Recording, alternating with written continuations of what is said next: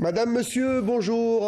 Quelques minutes avant le Ftour, nous allons parler de sport avec le dernier week-end sport de ce mois de Ramadan et le programme retrouvera son horaire habituel à partir de la semaine prochaine. Il sera question, comme d'habitude, des compétitions qui vont se dérouler ce week-end dans toutes les compétitions, football, avec la Ligue 1. Il n'y aura pas de Ligue 2, mais il y a des matchs de mise à jour assez importants pour, en tout cas pour l'accession au niveau de la Ligue 2. On parlera bien évidemment de tous les autres sports. Il sera question de boxe avec les boxeuses qualifiées au JO 2024 de Paris avec un reportage signé Salah Delbel. On parlera de judo également, d'athlétisme, puisque ce soir il y aura, c'est traditionnel, hein, le Sato organise un petit meeting du Ramadan, mélange entre des athlètes d'élite et également des athlètes amateurs qui vont donc concourir ce soir. On va parler également dans Money Time du programme des athlètes qualifiés et d'autres presque qualifiés. On vous expliquera pourquoi dans l'émission et on parlera bien évidemment de l'USMA, la seule encore équipe en lice dans une compétition africaine. Match retour de l'USMA dimanche prochain alors qu'elle avait perdu 1-0 au match aller. Avec moi justement pour parler de ce programme et notamment de foot, Djilali Touzi. Bonsoir Djilali, merci d'être là. Rassurez-vous, à partir de la semaine prochaine, on va retrouver des horaires normales. Moi, ça ne me dérange pas de toutes les façons. Bonsoir Riyad, bonsoir à toute l'équipe et bonsoir à nos chers téléspectateurs. Je vous taquine, hein, vous avez la pêche toujours. Djilali en face de vous, tout souriant. Mohamed Haouchine est avec nous. Bonjour Mohamed. Oui, bonjour Riyad, bonjour Djilali, bonjour Badrou et bonjour à tous ceux qui nous font le plaisir de nous suivre à un peu plus d'une heure de la rupture du jeûne. On a arrêté de compter, Mohamed Haouchine, les minutes. On a arrêté de compter. Monsieur Badreddin Belhadjouja est avec nous. Bonsoir Badrou. Bonjour Riyad, bonjour chers amis, et puis heureux d'être parmi vous et puis surtout avec nos téléspectateurs. On va parler notamment de sport et beaucoup d'athlétisme et nous sommes aussi heureux de vous retrouver. On vous l'a dit, on va commencer cette émission avec les compétitions africaines de football et l'USMA d'Alger. Tout de suite, premier jingle de l'émission, compétition africaine.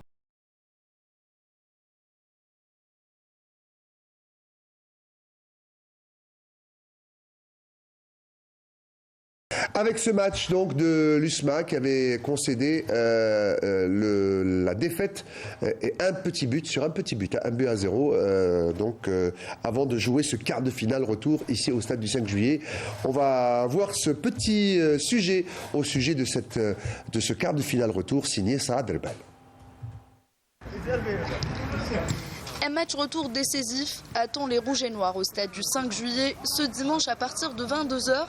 Après leur défaite au Nigeria devant les Rivers United sur un petit score d'un but à 0.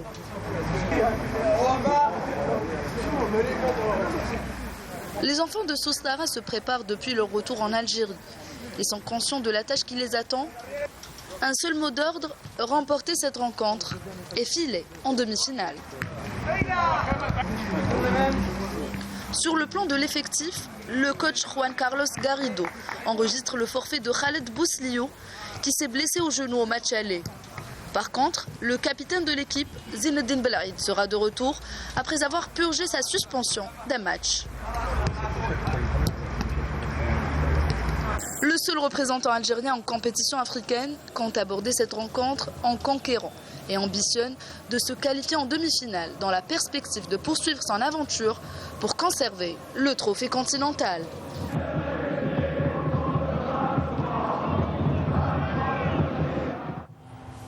Voilà, donc avant de faire un gros plan dans l'œil du coach, aujourd'hui il était consacré aux deux confrontations, celle de l'aller et celle qui va se jouer dimanche.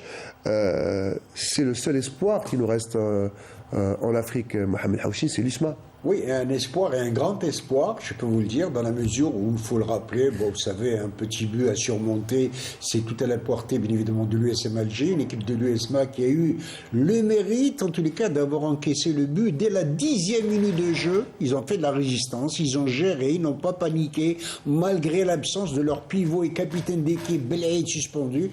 Je pense que l'USM Alger Alger a bien négocié, assez bien négocié, disons, le match aller. Il restera le match retour, bien évidemment, beaucoup de confiance. On va décrypter ce match aller et le match retour, puisqu'on parlait de football en Afrique. L'Algérie a perdu aujourd'hui. On voulait présenter nos condoléances, Badro, à un grand monsieur de la médecine sportive, notamment dans le football. C'est docteur Yassine Zerguini qui nous a quittés aujourd'hui. Il a été médecin fédéral au niveau de la Fédération algérienne de football, au niveau de la CAF, au niveau de au niveau de l'instance aussi de la FIFA et également au niveau du comité olympique algérien. Oui, effectivement. On présente nos condoléances à la famille Zerguini. Oui, on a perdu une personnalité dans la médecine du sport. Donc, toutes nos condoléances et puis que Dieu l'accueille en son vaste paradis, Inch'Allah. Voilà, et toute la rédaction de Canal Algérie se soigne à nous pour présenter donc nos condoléances à la famille du défunt docteur Yassine Zerguini. Et puis, on a encore perdu quelqu'un. Effectivement, dans on a perdu aussi une figure emblématique de la gymnastique algérienne. Donc, il a été enseignant, l'un des doyens des enseignants au niveau de l'ISTS. C'est M. Hafed Bouharket. Donc, on présente à sa famille toutes nos condoléances et puis surtout à son fils Amin, qui a été un grand champion du décathlon. Allah yarhamoum, Inch'Allah. Oui, voilà, donc, je le disais, on va revenir sur ces deux confrontations. L'enchaînement est parfois difficile, mais il le faut, c'est ça, la télévision. Tout de suite, Amina, l'œil du coach.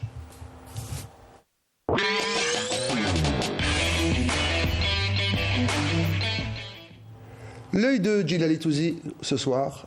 C'est consacré à la compétition africaine au quart de finale et surtout à cette double confrontation entre River Plate et River United du Nigeria et du Nigeria et l'USM Alger. Donc c'est on va parler du match aller, qu'est-ce qui s'est passé au match aller, et on va parler des probabilités pour le match retour.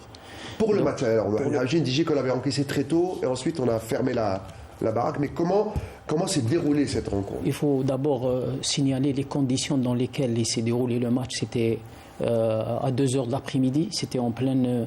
il faisait vraiment très chaud. Alors avec l'USMA avait tenté de changer l'horaire du match, avait demandé à ce qu'on change l'horaire, mais ça n'a pas été surtout encore, il a été prévu à 17h et on l'a avancé à 14h. Et surtout que tous les autres matchs ont été joués en nocturne. Le seul match qui a été joué en dur, c'est le match de l'USMA. Donc la question reste posée. De deux, c'est jouer au Nigeria, c'est pas facile avec une pression énorme. Il ne faut pas oublier aussi qu'il y avait la charnière centrale de l'USMA qui était absente, et Belhaïd et Alilet. Donc il y avait une charnière centrale inédite composée de Bounassar et Bouchina. Ils ont rempli convenablement leur rôle. Donc moi je dirais que c'est une défaite par la plus petite démarche, mais qui reste quand même surmontable. Donc, entre autres, il y a le match retour. Donc, qu'est-ce qu'il faut faire maintenant? Il faut beaucoup plus essayer de travailler, beaucoup plus la récupération, c'est important. On a entendu ça là, à part Boussliou qui s'est blessé au match aller. Il y a le retour de Belhaïd. On joue au 5 juillet, en nocturne, sur de la pelouse. Il y a juste une petite marge. Les paramètres sont bons. Pour le retour. C'est tout à fait normal. Il ne faut pas oublier qu'on est à la fin du mois de carême, donc les organismes sont épuisés. Il ne faut pas oublier aussi qu'il y a eu succession de matchs pour cette équipe de l'USMA depuis l'entame du mois de carême, donc même en championnat, ils n'ont pas eu le temps. Ça tombe bien que vous parlez de ça. Est-ce que l'organisme souffre beaucoup plus à la fin qu'au début de Ramadan, ou alors il s'est habitué? Comment on doit prendre les choses? Certes, il s'est habitué, mais il ne faut pas oublier qu'on est en train de faire beaucoup d'efforts, surtout aux entraînements et lors de la compétition. Donc, l'organisme commence à tirer un petit peu des réserves. Donc, ça c'est un peu difficile. Donc, ce qu'il faut maintenant, il faut beaucoup plus consacrer le travail sur la récupération, beaucoup plus de soins, d'hydrothérapie, cryothérapie, c'est ça, beaucoup de soins, c'est-à-dire faire du bassin et faire le froid, la médecine par le froid. Oui, donc c'est la meilleure manière de récupérer. Et il faut aussi, même les séances d'entraînement seront très légères et modérées, basées beaucoup plus sur l'organisation, la mise en place et le placement du joueur. Donc c'est un travail très léger. Donc, en ce qui concerne le match retour, il ne faut pas oublier que cette équipe du Nigeria a un acquis déjà d'un but. Donc, ils vont venir pour essayer de maintenir ce résultat et de ne pas encaisser. Donc ils vont jouer avec un bloc équipe médium bas. Ils vont essayer de fermer tous les espaces et priver cette équipe de l'USMA de ballon.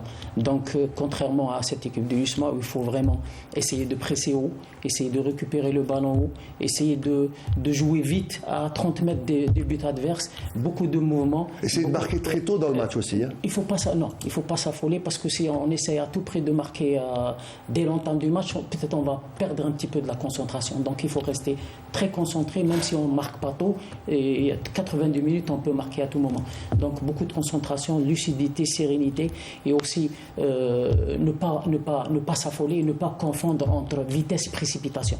Donc il faut essayer de gagner le duel offensif. Il faut essayer d'être les premiers sur ballon pour essayer de priver cette équipe de ballon, essayer de l'acculer dans son propre camp pour qu'elle puisse faire des erreurs qui seront profitables à cette équipe du l'USMA. Alors, messieurs, pour terminer avec justement ce dossier de ce quart de finale, c'est un match important. On l'a vu l'année dernière, je crois que c'était face au Phare de Rabat en quart de finale. C'était un match, c'était un tournant de la compétition. Se propulser aux demi-finales, c'est très important, Mohamed Haouchi, être dans le dernier carré. Écoutez, il ne faut pas se leurrer après le parcours euphorique de l'an dernier où l'USMA avait remporté son premier trophée africain.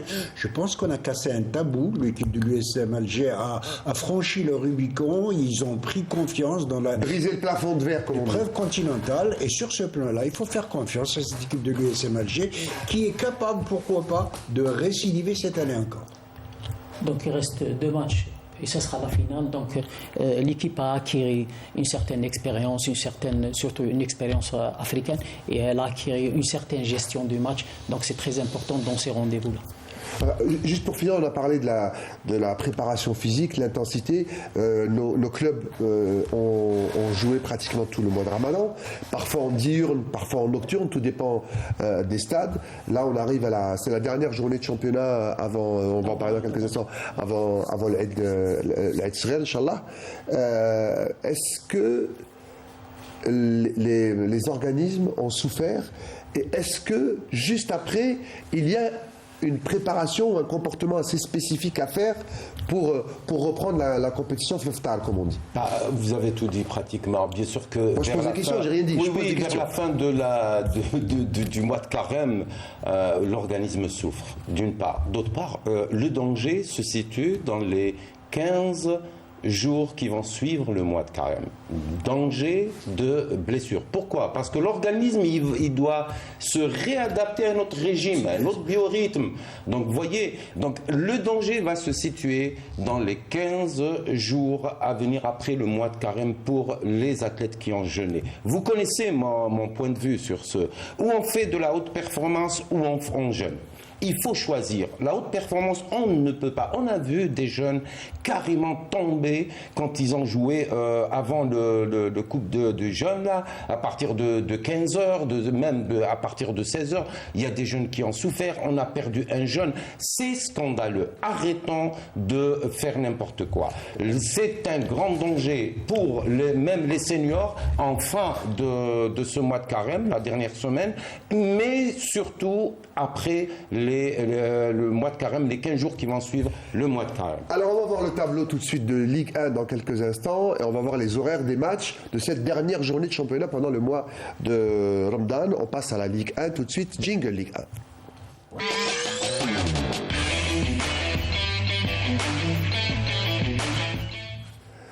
Et voilà donc cette 22e journée, mesdames, messieurs, qui va s'étaler sur 3 jours. Elle commencera ce soir avec un beau match, CRB Entente de Sétif, jusqu'à samedi prochain. Tout d'abord, un grand coup d'œil sur cette journée avant la partie de ping-pong entre Haouchine et Touzi. Tout de suite, cette 22e journée, signée Fatah Abada. La Ligue 1 Mobilis reprend ses droits ce week-end pour sa 22e journée. Cela commence dès jeudi soir par un classique au stade du 5 juillet où le CRB Louis Ded reçoit l'Entente de Sétif. Les Belouizdadi feront tout pour remporter les points de la rencontre et rester sur le podium, tandis que les Sétifiens, qui sont juste derrière le Chebab, voudront sûrement leur damer le pion et par là même se placer en pole position dans le peloton de tête. Le vendredi, il y aura 4 rencontres. Le MC El Bayed, 7e au classement, accueille le NC Magara. Les Magaraouis, qui ne gagnent plus, sont en danger. En cas de défaite, ils risquent même de devenir relégables si les poursuivants remportent leur match. Le leader mouloudéen sera sur du velours en accueillant la lanterne rouge, l'US Souf. Belaïli et ses compères ne devraient a priori pas avoir de problème pour prendre le dessus sur des Soufis qui sont pratiquement déjà en Ligue 2, à moins d'un improbable sursaut d'orgueil. 2 autres mal classés se retrouvent face à face. Les Chilfawa, mal en point cette année, reçoivent la JS Saoura qui vit sa pire saison depuis son accession en Ligue 1. Les 2 équipes ne sont pas loin de la zone rouge et gare aux perdants. L'US Biskra de Mounir Zardoud, qui, elle, séduit plutôt cette saison, qualifiée au quart de finale de la Coupe d'Algérie et 8e au classement, reçoit les Canaries de la JSK. Aïd Joudi et ses hommes sont dans l'obligation de réagir s'ils veulent éviter une situation qu'ils ont déjà vécue la saison dernière et s'éloigner de la zone de calcul. Enfin, le samedi, le S Ben Aknoun, premier non relégable, reçoit le SM Khenchla dans une partie que les poulains de Bilal Zeri ne doivent en aucun cas rater, au risque de se retrouver en zone rouge. Cependant, les Khenchli ne se déplaceront sûrement pas à Alger pour faire du tourisme et la partie s'annonce compliquée pour les 2 teams. Le dauphin du championnat, le CS Constantine, reçoit au stade Shahid Hamlaoui le Parado Athletic Club. Les Pakistes, qui viennent de changer d'entraîneur et qui ne gagnent plus depuis quelques semaines, feront tout pour surprendre la bande à Amrani dans son fief et se rassurer. Mais ça ne sera pas chose aisée. Dib et consorts qui carburent ces derniers temps ne l'entendront pas de cette oreille. Une belle empoignade en perspective. La rencontre entre le MC Oran et le USM Alger étant reportée pour cause de participation des USMistes au quart de finale retour de la Coupe de la CAF. Voilà donc l'USMA qui ne joue pas, puisqu'elle joue la Coupe de la CAF, on en parlait il y a quelques instants. Et tout de suite, comme je vous l'ai dit, messieurs, vous êtes prêts pour le ping-pong? C'est à vous. Oui, donc cette rencontre prévue, puisqu'une rencontre est reportée entre le Mouloud d'Oran et l'USM Alger, on commencera dès ce soir la grande affiche, je pense, cette 22e journée, entre le CR Belouizdad et l'entente de Sétif. Pourquoi la grande affiche? Parce que ça concerne 2 équipes qui sont concernées par le podium. Et surtout beaucoup plus le CRB qui est concerné ne serait-ce que par la 2e place significative d'une participation à la Champions League africaine. Donc c'est un match très important pour les 2 équipes. Donc une seule rencontre ce soir et 4 rencontres donc demain, vendredi. D'abord le bas du tableau, MC El Bayed, surtout contre le NC Magra. Match très compliqué. Les 2 équipes qui ne se sont pas encore sorties. Donc les 2 équipes cherchent à avoir beaucoup plus de points pour essayer de se maintenir dès maintenant et ne pas attendre jusqu'à l'ultime journée pour pouvoir assurer leur maintien. L'US Biskra 28 points, la JS Kabylie 27. Attention aux perdants. Donc, surtout pour la GSK qui sont sur une série de défaites, de contre-performances. Donc, ils sont dans l'obligation de se refaire une santé, ils sont dans l'obligation de faire un résultat à Biskra. Je pense qu'ils ont cette opportunité. L'équipe de Biskra est beaucoup plus préoccupée par le match de la Coupe d'Algérie. La GSK peut s'imposer dans ce match. À peu près le même scénario pour ASO Chlef, JS Saoura. 2 équipes, surtout la GS Saoura qui alterne le bon et le moins bon. Pour l'ASO, ce n'est pas encore acquis. Donc, c'est un match très compliqué. Les 2 équipes ont besoin immédiat de points. Donc, ça sera difficile. La 4e rencontre de demain soir, le Mouloudia d'Alger, leader inamovible sur du velours face à l'US Souf. Comme vous l'avez si bien signalé, c'est sur du velours par rapport au classement des 2 équipes. Une équipe qui est déjà condamnée et l'autre équipe qui cherche à confirmer ses belles prestations et qui cherche dès maintenant à essayer de creuser beaucoup plus l'écart et pourquoi pas être champion prématurément. On terminera par 2 matchs pour samedi. D'abord l'US Ben Aknoun qui joue sa survie face à l'USM Khenchla. À 15h45, quand même, c'est en dire. 15h45, oui. 15h45, surtout en ce fin du mois de carême, les organismes vont vraiment souffrir, les deux équipes vont souffrir. Comme le Bayern d'ailleurs, Oui. comme le Bayern Magra sera aussi en dire. Moi, une petite parenthèse, si vous permettez, Mohamed, pourquoi pas on fait un effort pour la VAR? Pourquoi pas on ne fait pas d'effort pour faire jouer ces matchs en nocturne? Parce que là, il faut exiger aux clubs qui n'ont pas de stade là où il y a l'éclairage, il faut les obliger à jouer dans le stade le plus proche qui les arrange, là où il y a l'éclairage. Et puis il n'y a pas que Ramadan, messieurs. Il y a un avantage en jouant en nocturne. Il y a plus de monde, il y a du spectacle, la possibilité d'un match télévisé. Ça peut rapporter de l'argent à la Ligue, à la fédération. C'est mieux de jouer en nocturne. Même dans le contenu, la qualité du jeu, elle est La meilleure. qualité du jeu aussi. Allez, pour terminer cette 22e journée, donc dernière rencontre, le CS Constantine. Bon, Ben Aknoun, Khanchla, c'est un match compliqué, pardon Mohamed. Ben Aknoun, ils ont besoin de 2 points. Khanchla aussi, après leur élimination en Coupe d'Algérie, ils vont mettre tous leurs efforts, au moins ne serait-ce qu'une place honorable. Donc ça sera un match, je dirais, compliqué. Mais Ben Aknoun sont sur une dynamique de victoire. Ils peuvent prétendre à la victoire. Pour terminer, CS Constantine, dauphin du leader qui tient à sa place, bien évidemment, qui va rencontrer le Paradou qui s'est séparé de son entraîneur, le français Corentin Martins. Assez surprenant pour moi cette séparation, je vous l'avoue. Opportunité pour cette équipe du CSC pour essayer d'empocher les 3 points pour rester toujours co-leader. Et c'est une opportunité pour eux, surtout devant une équipe qui est en déperdition. Une équipe je dirais qui enchaîne les mauvais résultats, une équipe qui ne se retrouve plus. C'est sa 4e contre-performance. Donc le CSC, ils ont cette occasion à saisir pour pouvoir gagner le match. Tout en rappelant que cette 22e journée est la dernière du mois sacré de Ramadan. Ah, tout à fait. Et vous avez parlé de l'affiche de la journée, c'est RB Sétif. Si on oublie les 4 contre-performances du Paradou, CSC Paradou, ça aurait été aussi une grosse affiche de ce championnat. Et puis il y aura un mano à mano à distance entre le CRB, Sétif et le CSC sur cette fameuse deuxième place synonyme de Champions League, quand on sait que le Mouloudia est pratiquement intouchable. Indépendamment du Mouloudia Riyad, si tu permets, le CRB, l'USMA et le CSC, c'est des équipes, toutes les 3 prétendent à la 2e place. Donc ça se joue entre ces 3 équipes qui... Je crois qu'il y a même l'USMA qui est en... USMA, CSC et CRB. Je pense que Riyad a raison dans la mesure où au début du championnat, faut-il le rappeler, pendant quelques semaines, l'équipe du Paradou était 2e au classement, s'il vous plaît. Et c'était probablement, vous avez commenté les matchs, c'était un des footballs les plus séduisants du championnat. Mais peut-être c'est dû à l'inexpérience des joueurs, c'est des joueurs jeunes, donc ils n'arrivent pas à suivre le rythme de la compétition. Les mauvais résultats sont dus principalement à ça. Donc il y a l'inexpérience des joueurs qui a fait défaut. Enfin bon, moi on a toujours salué la politique du Paradou et de Zotchi, la politique de formation bien évidemment. Mais là, moi j'aurais sorti un carton rouge pour cette séparation. Bon, on peut dire à l'amiable, tout ce que vous voulez. Il y a plein de formules de politesse pour dire qu'un employeur et un employé se séparent. Mais la stabilité, c'est important. Quand on voit la Mauritanie, qui a battu l'Algérie en Coupe d'Afrique des Nations, elle était entraînée par Martins pendant un certain temps. Et c'est le travail de fond qui a fini par payer et qui fait que la Mauritanie a réussi à gagner sa première victoire en Coupe d'Afrique des Nations. Dans tous les championnats, il y a des passages à vide. Parfois c'est 3 matchs, parfois c'est 4 matchs, parfois c'est 5 matchs et on revient. Et pour moi, l'instabilité ne sert pas beaucoup le club. Je ne sais pas quel est votre avis. Si tu permets, Riyad, moi je pense, à mon avis, c'est l'entraîneur qui convenait à cette équipe du Paradou.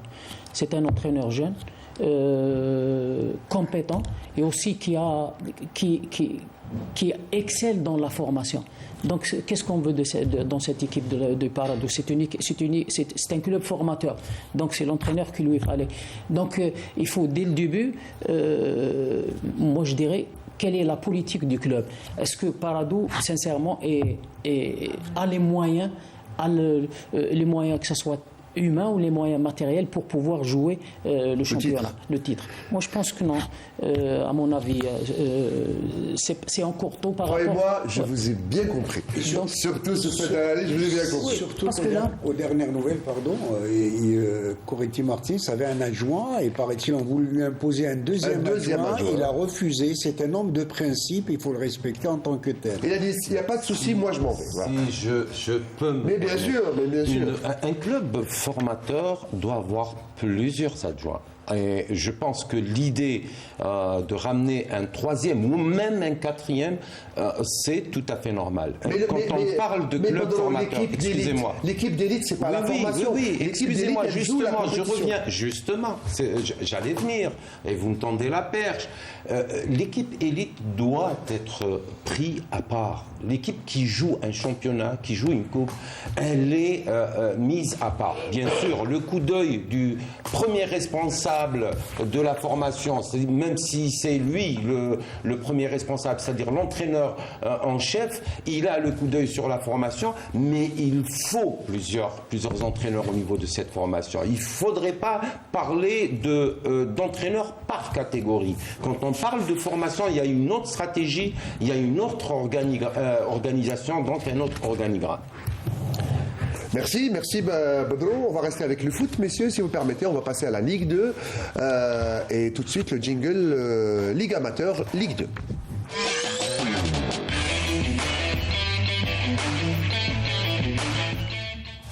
Alors avant de détailler et de parler de ces matchs, messieurs, il y en a 3. On va voir justement cette journée spéciale. C'est une journée de mise à jour que nous présente Sidi Ahmed Bouraïb.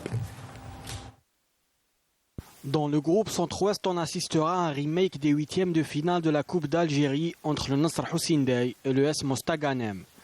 Après avoir assuré leur qualification au prochain tour de l'épreuve populaire, les Verts et Blancs partent certes avec un avantage psychologique, mais les Nahdistes redoutables à domicile ne comptent pas se laisser faire. Surtout que le club se trouve à seulement 2 points de la zone rouge. Pour sa part, le SM visera la victoire pour reprendre 5 points d'avance à son concurrent direct à l'accession, le RCK. Dans le groupe Centre-Est et après avoir été éliminé en coupe, l'Olympique Arbou se concentrera désormais uniquement sur le championnat où le club caracole en tête du classement général. Une chaude empoignade attend les Bleus et Blancs qui évolueront sur le terrain du Mouloudia de Constantine, auteur d'une saison correcte et qui occupe la 5e place. Dans le bas du tableau, la victoire est impérative pour l'USM Annaba relégable qui accueillera un concurrent direct pour le maintien, l'Olympique Magran. En cas de succès, les Annabis réduiront l'écart à seulement 2 points avec leur adversaire du jour. Voilà donc pour cette 21e journée, c'est des mises à jour. Mohamed Hamchi, comme l'a expliqué Sidi Ahmed, c'est des matchs importants pour la course à la montée, notamment pour Mostaganem et pour Arbo. Je ne vous le fais pas dire, effectivement, 3 matchs importants, 2 pour l'accession et 1 pour le maintien dans la mesure où l'USM Annaba, j'allais dire quel grand club jadis, qui joue pour la relégation. Qui n'est pas à sa place. En 2e division, qui n'est vraiment pas à sa place, qui va donc recevoir l'Olympique Magran avec l'espoir, bien évidemment, de récolter 3 précieux points. Un constat s'impose sur les 4 équipes. Ce sont des 3 matchs qui ont été reportés parce que 4 équipes de Ligue 2 étaient engagées en Coupe d'Algérie, en 8e de Coupe d'Algérie. Ben, sur les 4, il y a 3 qui sont passés à la trappe. Il n'y a que l'Espérance de Mostaganem qui a réussi l'exploit de se hisser et de représenter, la Ligue 2. C'est là pour vous dire. En tout cas, le Nasr du Sendé rêve d'épingler Mostaganem. Et bien évidemment, chose qu'espère le banlieusard d'à côté, le RC Kouba, clignant de l'œil, une oreille attentive. Le MOC de Constantine qui va recevoir l'Olympique d'Arbo qui a une avance confortable de 10 points, mais sait-on jamais, il reste quand même 9 journées à jouer. Et le SM Annaba donc qui fera tout son possible pour récolter et espérer sortir la tête de l'eau. Pour ces 3 matchs, bon, le match, je dirais, de l'USM Mostaganem, il y a de la revanche en l'air. Il ne faut pas oublier que la semaine passée, Mostaganem a éliminé le Nehd en Coupe d'Algérie. 3 séries de pénalty. 14 tirs au but. Ouais.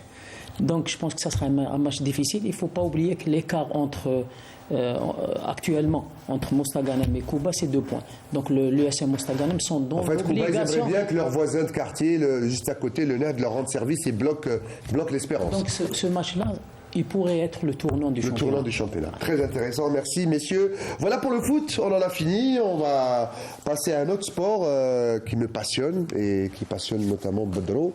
Et je pense vous tous, surtout quand il y a les JO, justement, il en est question. On va parler d'athlétisme tout de suite. Jingle athlétisme.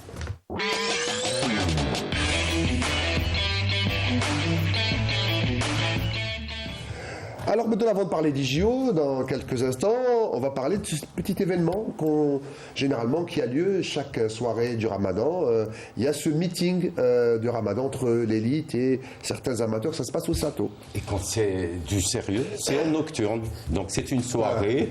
J'aime bien le tacle. Soirée élite. Ah, bah, Le bien tacle sûr, on football. revient au plus important, la discipline olympique la plus importante. Donc ce soir, soyez nombreux à partir de 22h30. Ah oui, c'est vrai, il faut monter au stade 22h30. Il y aura beaucoup de familles au stade Sato annexe et c'est une journée élite et journée aussi en même temps jeune talent.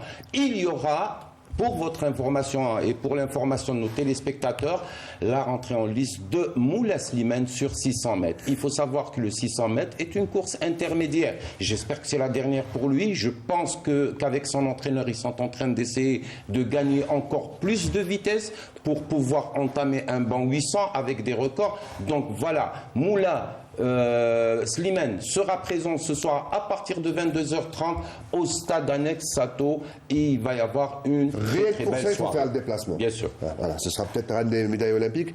Voilà donc pour l'athlétisme, on en a fini. On va passer maintenant, on va parler des JO, je vous l'ai dit, dans quelques instants. Et Money Time. On va me dire s'il est prêt, le jingle en route vers les Jeux olympiques. Jingle, on y va.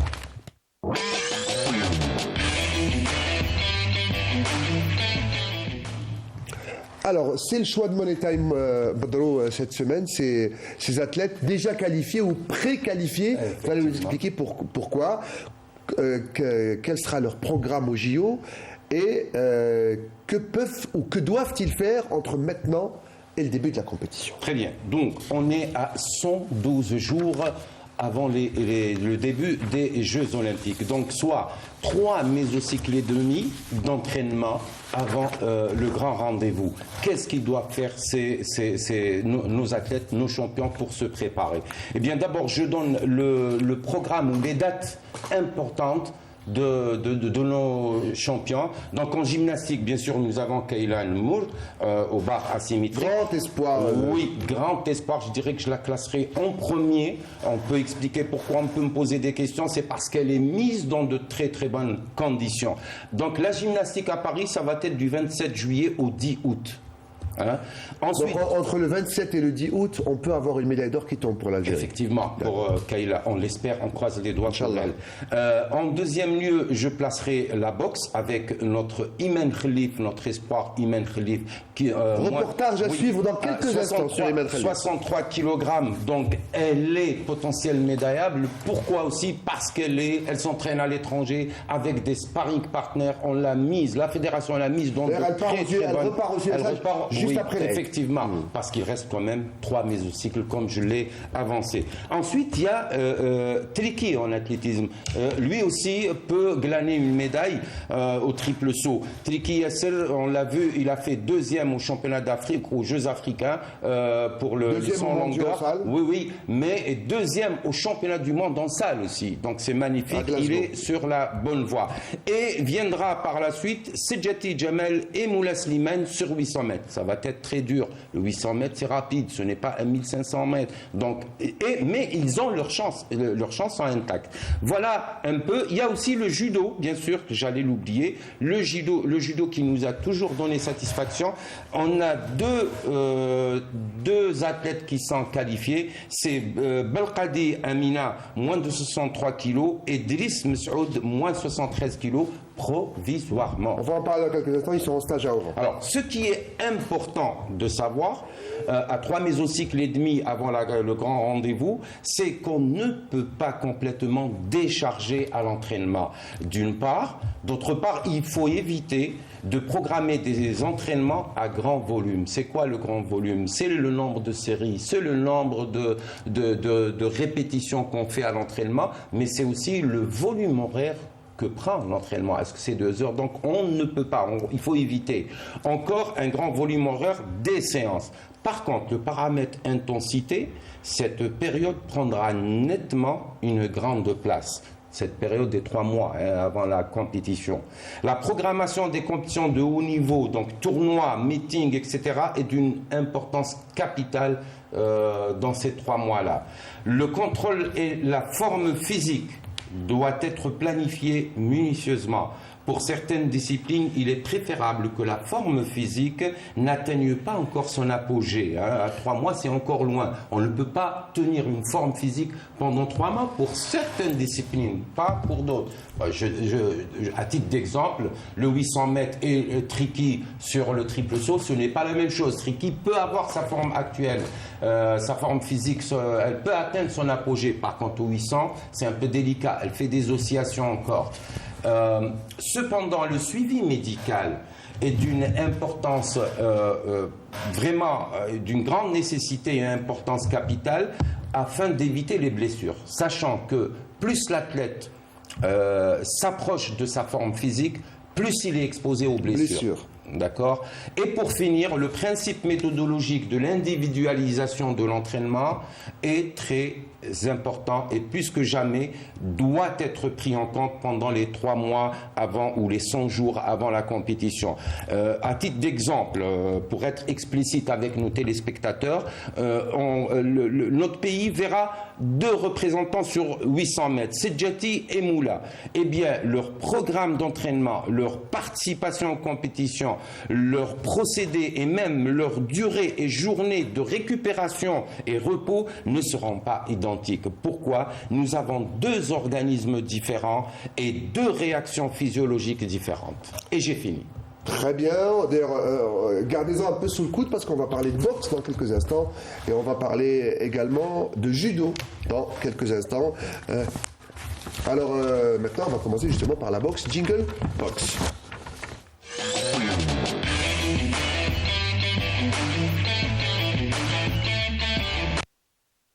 On a plusieurs boxeuses qui sont d'ores et déjà qualifiées. Je vais me retrouver dans mes fiches.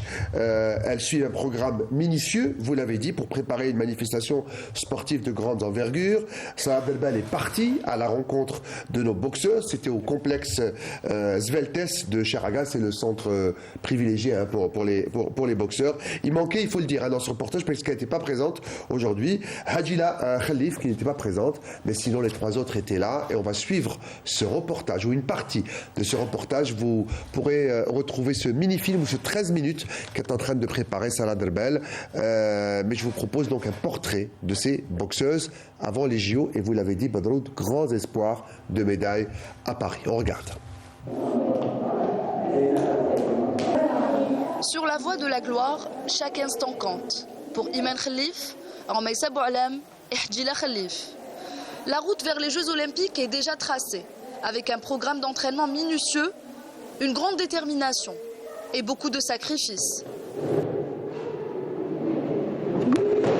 كما على بالكم بلي لي جوز اولمبيك في باريس عندهم جو سبيسيال والدوله الجزائريه راهي تدعم في لي زاتليت وسورتو لو بريزيدون دو لا ريبوبليك اللي راهو مع لي سبورتيف ويتبعهم وينكوراجيهم وهذه الحاجه هي اللي راهي تزيد موتيفينا باش نخدموا وباش نمدوا كامل واش عندنا.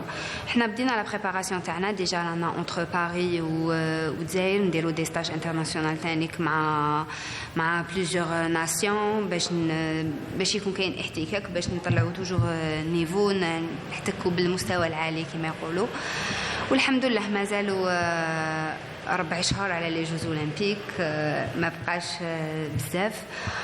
مازالوا كاينين عندنا دي ستاج دوكا مور العيد ان شاء الله نروحوا لكوبا pour la préparation. عندنا des tournois ثاني راح يكونوا تيست بالنسبة لنا.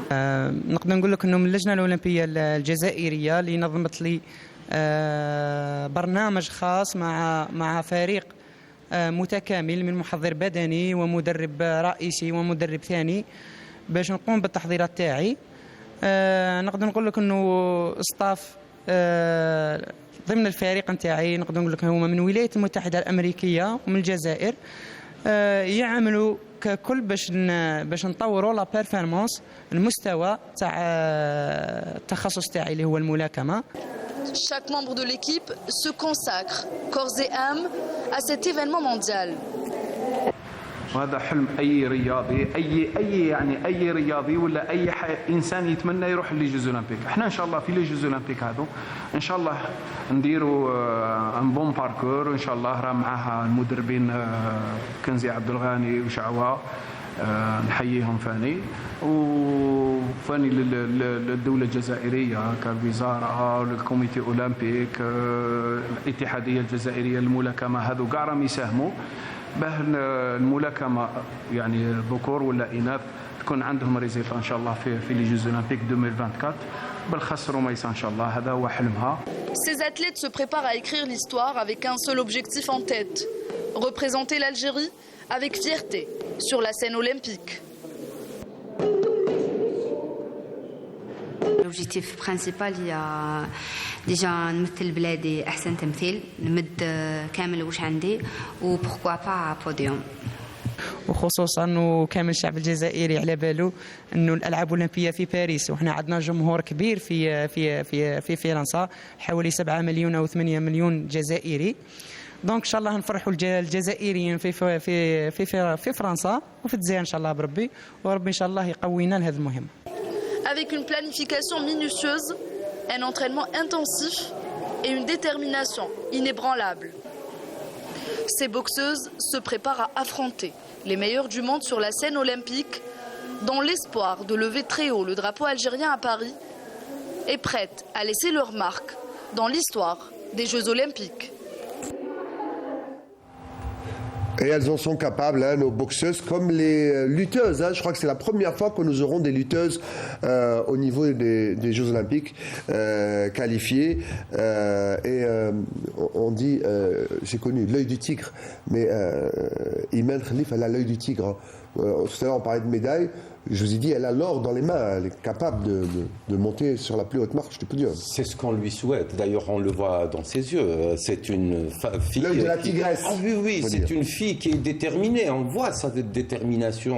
On voit, elle est vraiment. Elle s'est fixé un objectif, c'est d'aller chercher sa médaille au JO 2024. J'espère que ça sera la bonne pour Khalif parce qu'elle a vraiment travaillé d'arrache-pied. Voilà, Inch'Allah, voilà pour la boxe. On va maintenant parler de nos disciplines dont vous avez parlé. C'est le judo. Allez, on ne le passe pas souvent, alors pour faire plaisir à nos judokas et nos judokates, jingle judo.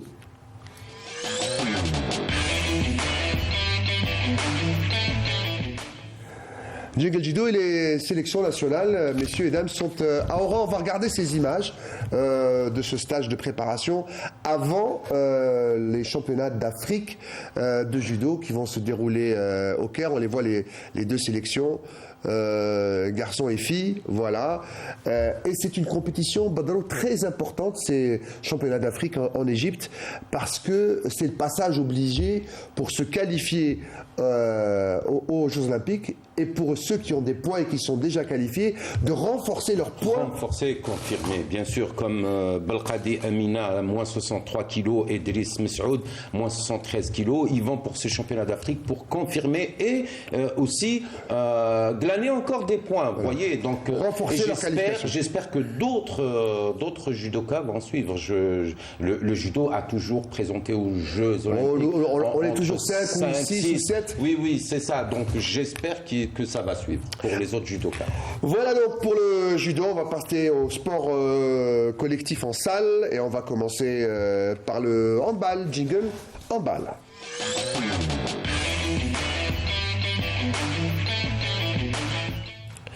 Le handball avec la 20e journée du championnat d'excellence, messieurs. On va voir le tableau avec Amina dans quelques instants. On va commencer. Enfin, ça va jouer vendredi et samedi. D'abord vendredi à partir de 22h, c'est le groupe A avec l'Olympique El Oued, voilà, qui affronte l'ES Ain Touta.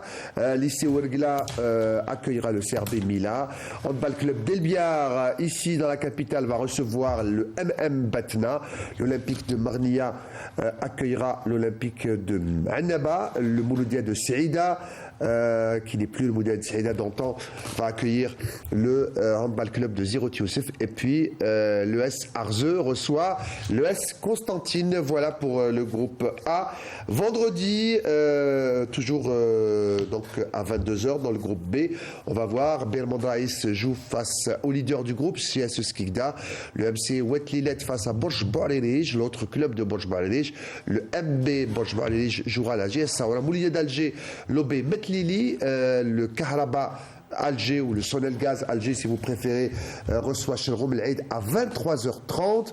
Je pense que la prière de Tarawih va durer un peu plus du côté de Sonel Gaz. Et puis en nocturne samedi, vous voyez, il n'y a que des nocturnes, il n'y a que les footballeurs qui jouent en diurne, j'ai l'impression. Le CRBBE Alger Centre reçoit l'AB Belika. Voilà pour le handball. On va aller très vite maintenant, on va passer au basketball. Jingle basketball.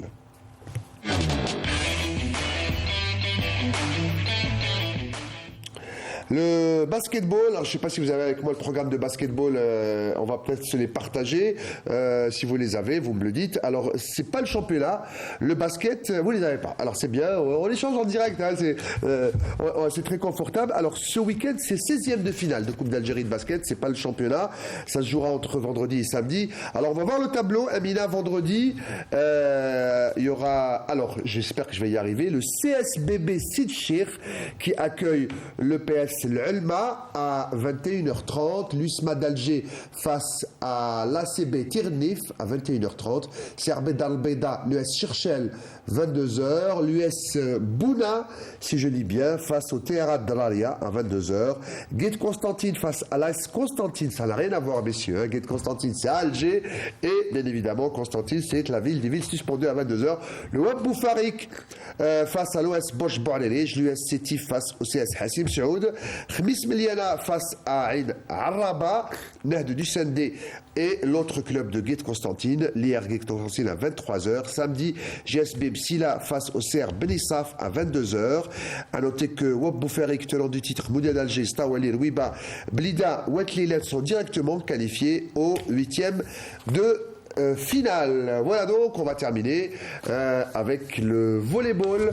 Merci Amina. Avec donc la journée de championnat, la 16e journée. Tout de suite, jingle volleyball.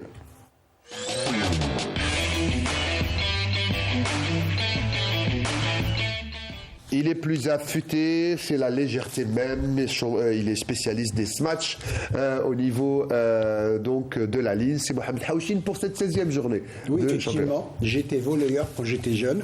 Ouais, j'ai mis dans le mille. Hein. Ceci dit en passant, alors 6 rencontres prévues pour le championnat national de volleyball messieurs. Tout en nocturne, ce qui est déjà une bonne chose. Il est vrai que ça se joue en salle. D'abord pour le groupe Centre-Est, on va jouer pour le compte de la 16e journée, une journée complète. Le NRB Borj Barelij contre le F Ain Azel, la l'IGM Batna contre le S Alma, le MBB Béjaïa contre le S Fejnent, ceci pour le vendredi 22h. Samedi, toujours à la même heure, 22h, Olympique d'Ain Milila contre l'Olympique d'El Milia, la wilaya de Djidjel, et un beau match, un derby dans la wilaya de Sétif entre la GSC Ouled Adouane. Il faut dire, tous ceux qui nous suivent ce soir, qu'Ouled Adouane est une commune de la Dara de Ain El-Kbira, wilaya de Sétif, qui va jouer contre l'Étoile de Sétif, comme ça que tous ceux qui nous suivent. C'est un petit derby de la wilaya. C'est bien. Où se trouve Ouled Adouane. Voilà, ceci pour le groupe Centre-Est. Pour le groupe Centre-Ouest, pas de journée de championnat, mise à jour du calendrier, une seule rencontre. Là aussi, ça a l'apparence d'un derby dans la mesure où la JS Messelmoun, vous savez, ça se trouve où?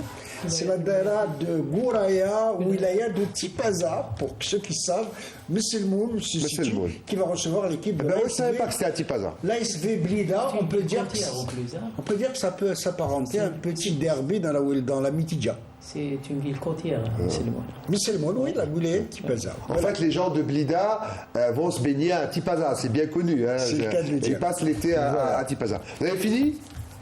Terminé. Ben, je pense qu'on en a fini. Hein. Merci, monsieur. Juste une info.